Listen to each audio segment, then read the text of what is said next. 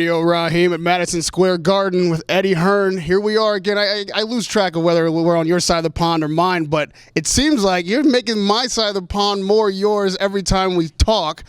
Over a year ago, I would say it would be inconceivable that we'd be standing here at the Garden, you, Oscar, putting on a show together with Canelo headlining with one of your fighters. A lot has happened in that time. Rocky Fielding taking this fight, a lot of people say, this is a terrible idea for him. He's got no chance. It's his first title defense. Why not hold on to that belt, fight in England, make some money?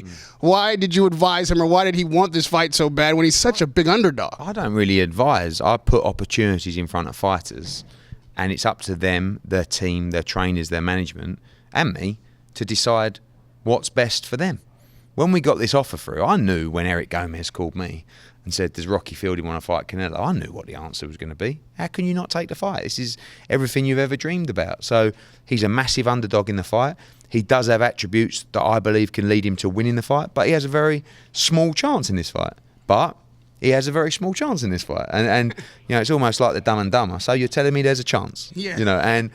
And when there's a chance, and when you've got an opportunity to secure, and I know fans don't like talking about money, but you have to also remember this is a brutal, tough sport, and you've got to take your financial opportunities when they come.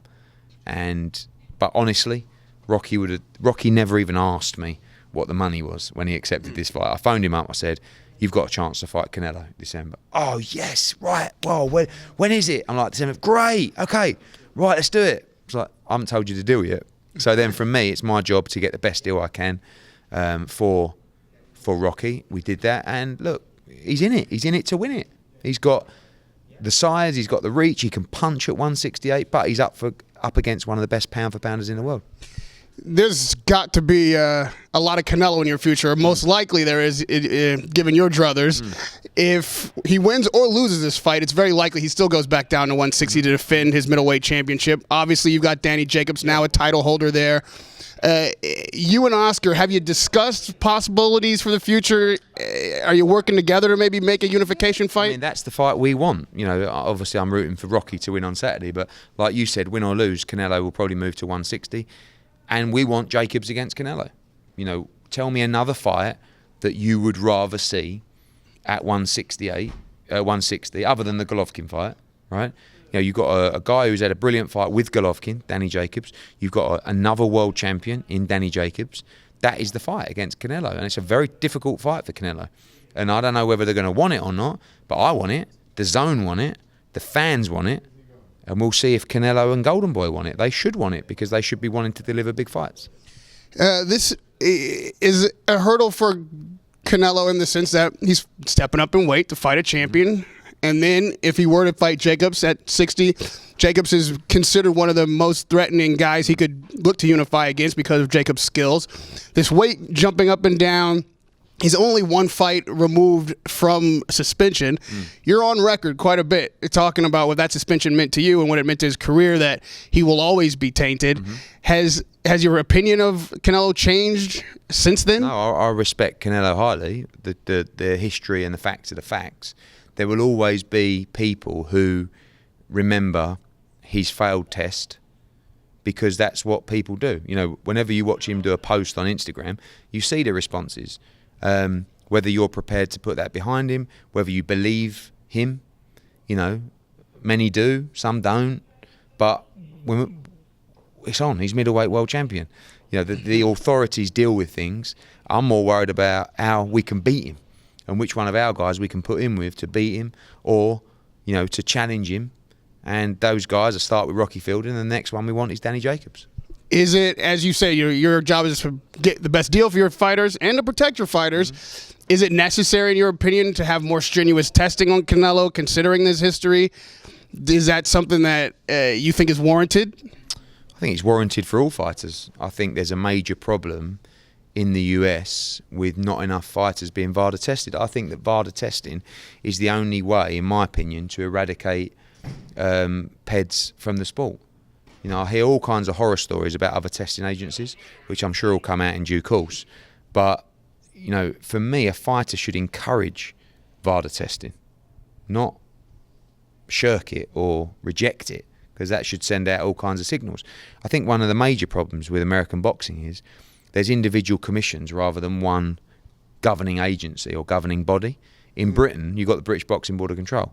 They govern the sport of boxing. They run testing with UCAD, meaning that everybody signed up to the British Boxing Board of Control is under random testing with UCAD. There's no escape.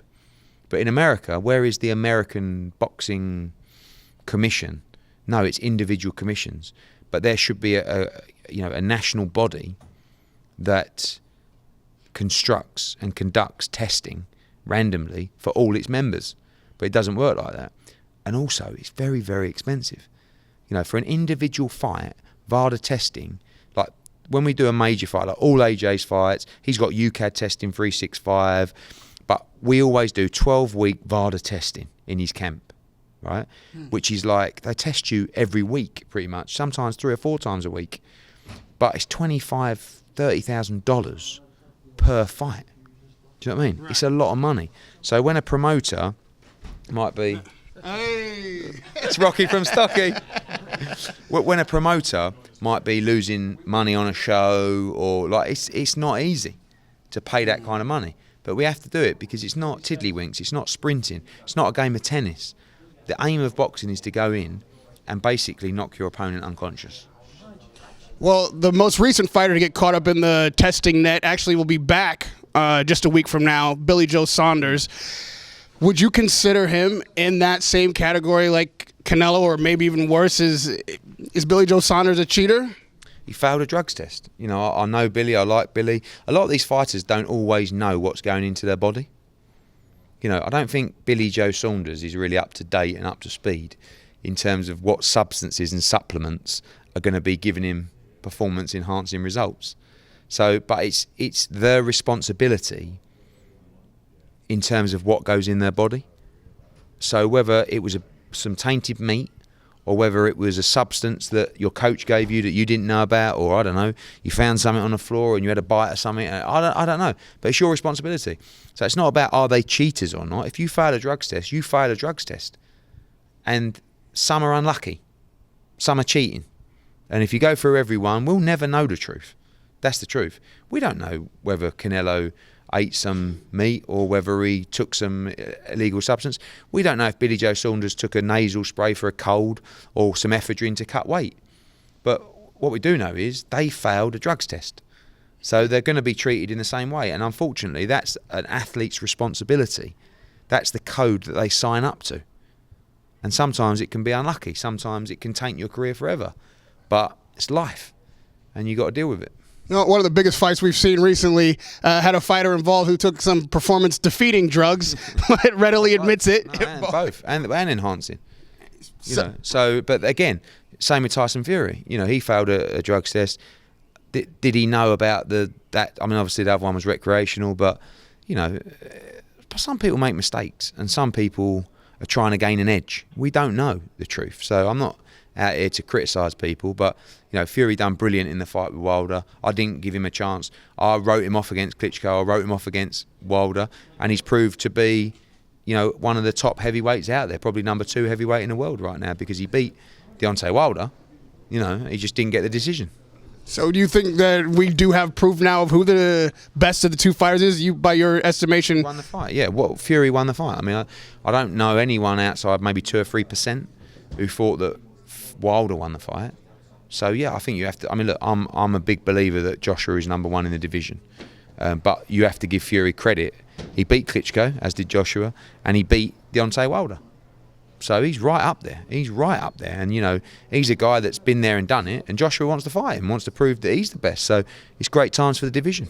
I think you'd find anyone. It'd be hard to find anyone on your side of the pond that would argue about Joshua being number 1. But here, that fight swayed some opinions. Bob Arum's on record with me saying now that Joshua's number 3. Same for always, Abel Sanchez. There's people who have agendas, and there's people who actually believe it. You can argue, right, that Fury. I think there's an argument between Fury and AJ. There's no argument between AJ and Wilder. I'm sorry. But just because Wilder beat Luis Ortiz you think that his resume is better than Anthony Joshua's. Not in a million years. But I do agree that you could have an argument between 1 and 2. You know, Fury has beaten Klitschko and, in my opinion, beat Wilder, although he'd given a draw with Wilder. But outside of those 2 wins, tell me another heavyweight. He beat Derek Chisora, who, by the way, wasn't even trying an inch at the time. But give me another Tyson Fury win. There isn't one. But he did beat Klitschko in Germany. And he did, in my opinion, beat Wilder in America. So there are 2 major wins. So I do believe that, you know, you could argue between Fury and Joshua. You could. But it's my opinion that the best is Joshua. Well, with Wilder still being able to retain that title, regardless of whether or not you think he won, as a fighter, is he a bigger star now because the fight was so exciting and acclaimed and people... Not at all. Not at all. Joshua is a huge star. Not bigger than Joshua, but is he... we gave him so much... Yeah, 100%. I mean, he's a much bigger star than he was in America. Tyson is golden. Golden. Brilliant for the sport. We want as many personalities as possible. You know, I'm not a guy who goes, oh, he's a loudmouth. He's brilliant for the sport. Great fighter, great personality. Actually, a good bloke underneath it all. Like, he don't want you to know that, but he's actually a good guy. Tyson. Tyson's a good guy. Even Wilder's stock's gone up in that fight. Well, that's what I'm asking about. Oh, yeah, he didn't look good. He looked terrible. But, you know, he's walking around now like he's just schooled Fury. It was the other way around. He lost nearly every round. But the difference in the 2 fights is, you know, Fury says that he was knocked out in the 12th round, you know, and woke up to get up. So he was unconscious for, I don't know, 3 or 4 seconds. Yeah. If Wilder fights Joshua, someone's going to be unconscious for 3 or 4 minutes, because that is the most brutal heavyweight fight you may ever seen.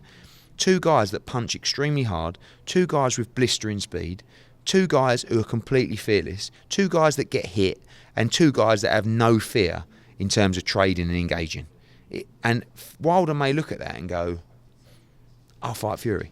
As difficult as Fury is, as awkward as he is, he's not going to... I'm not saying he can't knock you out, because any heavyweight can, but I don't believe that that's not a brutal fight. But it all depends on Wilder's mindset, if he's interested in legacy, if he's interested in undisputed. He's all these things that he said he was, but he can do it now. But he's sort of got this chip on his shoulder where he says, oh, fuck Joshua. No, you can't fuck Joshua. He's got 4 belts. If you want to be undisputed, you have to fight him. Just like we have to fight Wilder.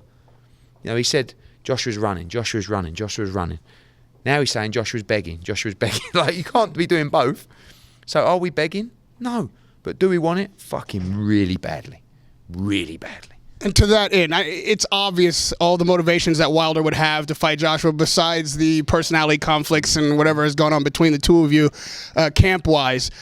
So the question then, how much is Joshua willing to bend now? If that Wilder proved he can be in an exciting fight, and if you allow the rematch to go on, maybe both guys get exposed. Like, Fury could have been counted out, and Deontay could have been lost on the cards, and if they go again, maybe the Wilder-Joshua fight becomes far less interesting after what happens with the rematch. It's a great fight. Like, anything could happen. Nothing would surprise me in this game. All I'm saying is that if you really want to be the undisputed champ, you know, he spent a long time in his career saying, 1 champ, 1 face, 1 this of the division. So, like, Fury's going to be there for you in September, October. Do you know what I mean? Sure. So that fight's still there, but this is the chance to be undisputed. But that might not bother him. Maybe he doesn't want to be undisputed. But I don't believe that, because I think every fighter wants to be the undisputed king. As does Joshua. So does this move the needle for him? Is my question. Hopefully, you know, we're talking, but I'm not going to talk too much about it, because we did that last time. Both camps talk too much. I hold my hands up, and Shelley did it all the time as well.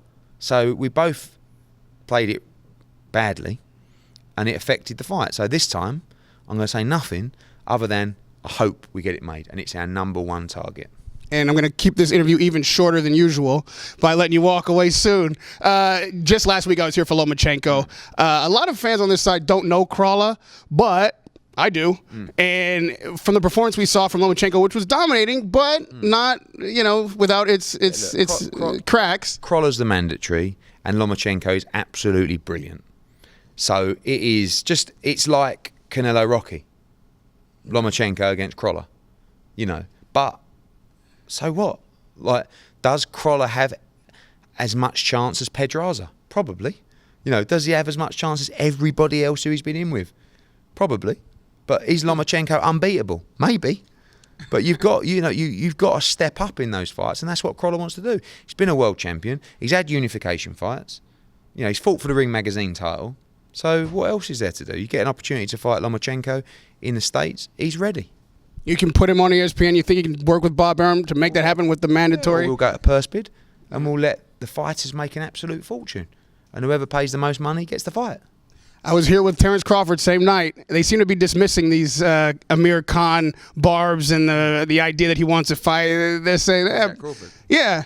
You know, Bob says it's a fight that can be made. Yeah, it can be. Is that a good fight for Amir Khan, though? I mean, it seems like a bad idea on many levels. The Kell Brook fight is more money and an easier fight. So common sense would say to take that fight. But they're both good fights. They're both good. Terrence Crawford's a brilliant fighter, but I think Amir will decide next week. My advice to him is to take the Kell Brook fight. I think it's a fight that, you know, from being over in Britain, everybody wants it. So we'll see what happens. And you being in the middle, it's easy to be on one side or the other side of the argument, but now in the middle of it, how do you bring these guys together? You're going to have to be the therapist. Now's the time. It has to happen next, otherwise it won't happen at all. So we'll see what happens next week. Radio Raheem with Eddie Hearn at Madison Square Garden amidst the American takeover, which seems to be going well underway. So we'll see you Saturday night for yet another one of these promotions. Radio Raheem with Eddie Hearn.